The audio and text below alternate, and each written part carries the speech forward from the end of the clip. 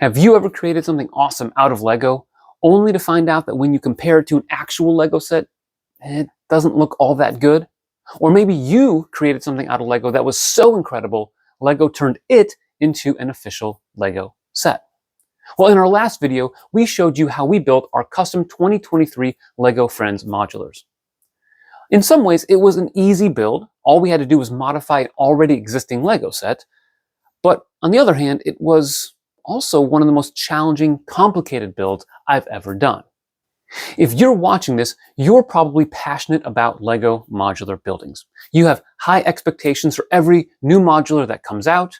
You probably spend a considerable amount of time thinking about how to arrange your Lego modulars in your city. And you probably look at real-life buildings thinking, I bet I could build a Lego modular version of that. This video will compare our custom modular buildings to the real ones and see how we're going to combine them within our modular city. We left no stone unturned in our pursuit of the perfect combination. We tested every official Lego modular building ever produced to see what would look best. And trust me, you're not going to want to miss that.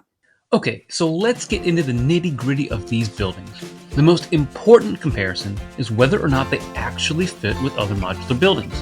At a minimum, you should be able to take Technic pins and connect one building to another. Check. Also, each building has 4 walls, roofs, sidewalks, and most importantly, lampposts. I also included detailed interiors on the first levels and slightly less details on the second. In some ways, that makes my modulars more similar to the greengrocer than the jazz club, but if you buy the modulars for the interiors, well, comment down below. Tell me why. The real test comes with the exterior details. Were there enough complicated building techniques used? Was there nice parts usage?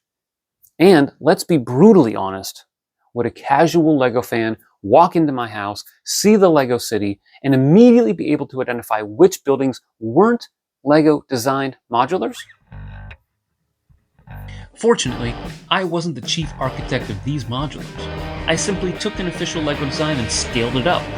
Making this even easier, I chose a set that was clearly advanced for a normal theme and had a modular component to it. So when you look at the facades, I think these hold to the official Lego modular standard.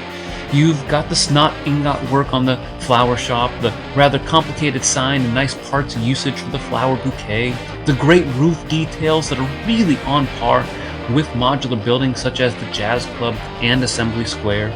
The flower stands on the sidewalk help provide a cheery, bright atmosphere just like those in the Brick Bank or even the ice cream stand in the Grand Emporium. You have some stuff on the roof, a table with an umbrella, a beehive, and flowers. Lego has done something similar going all the way back to the greengrocer in 2008, so the flower shop as a modular? Check. What about the design store? This build was very technical, even in the official Lego set, and the modified modular is no different. The motif of the 45-degree angles is complex and modular worthy. The light blue outcroppings are also well designed and add perspective to the exterior. Even the main entrance is creative, using the newish 6-wide double door piece that helps form a black triangle. This is a unique feature, but the official modulars also change up the main entrance. For instance, the Grand Emporium has the revolving door, the Palace Cinema has angled doors, and the Parisian restaurant has a covered doorway. So the design store as a modular? Check. And then there's Unity Street. I'm not sure how well this compares to existing modulars other than to say that the autumnal birch tree is similar to that in the bookshop. The fountain is reminiscent of the one in the Assembly Square, and many modulars have benches. Whether or not the rainbow stairs and sidewalk tile pattern are a bit gaudy is in the eye of the beholder. Now we're ready to check out how they look next to other official Lego modular buildings. We went through dozens of combinations trying to find out which ones look the best. We kept the custom modulars together in some of them and split them apart in others. Which ones are your favorites? Comment down below. I started off by keeping the new modulars together, flanking them with corner modulars. The corner garage doesn't look too bad next to the flower shop, but I wasn't a fan of the palace cinema next to either of them. The diner, though, is an intriguing option, especially next to the design store. The bold colors of the diner mesh well with these buildings, and the small alley created by the diner stairs allows you to see the advertisements on the side of the design store. That was definitely a selling point. Assembly Square was okay next to each. Of the two, I think I prefer it next to the flower shop the best.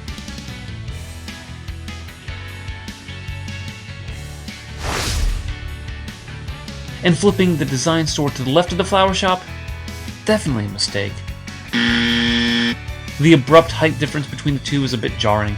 Plus, I think this creates a problem to the right of Unity Street. Check out how much taller the Grand Emporium is next to it. Flipping the customs back to the original setup is much better, and the Emporium actually looks pretty decent next to the design store. Then things got really crazy as I just started randomly throwing in different modulars and combining different sets on a street. But doing so helped me realize that I wanted to keep the heights fairly consistent. Shorter modulars look better next to the flower shop, while taller ones look better to the right of the design store.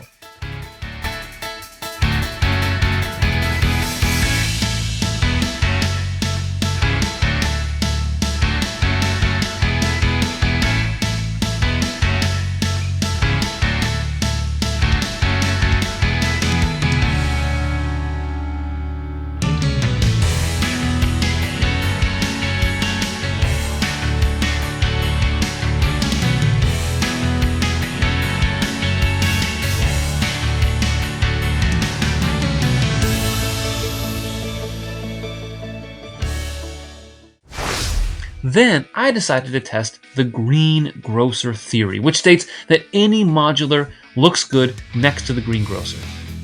Honestly, it's not too bad when it's to the right of the design store, but I'm not sure the theory holds if it's placed to the left-hand side.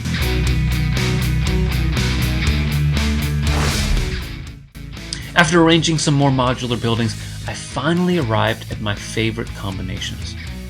For the flower shop, I went with the detective's office and police station. The light blue of the detective's office works well next to the cool yellow of the flower shop, and the short purple donut shop segment is a good segue between Unity Street and the police station itself. What about the design store? I think it's one of the few modulars that works well next to the boutique hotel. The outdoor eating area provides space to see the advertisements. On the left, I went with the diner, since the color scheme works well in tandem with the design shop. Although, Julia really liked the brick bank, design store, and diner combination. After over an hour of arranging modulars, I think I came up with some pretty nice combinations. Now, if you like really cool LEGO modular combinations, check out this video below. In the meantime, remember to like this video and subscribe to the channel because we are working on a custom modular city overhaul that you're not going to want to miss. Thanks for watching, and always remember to keep building together.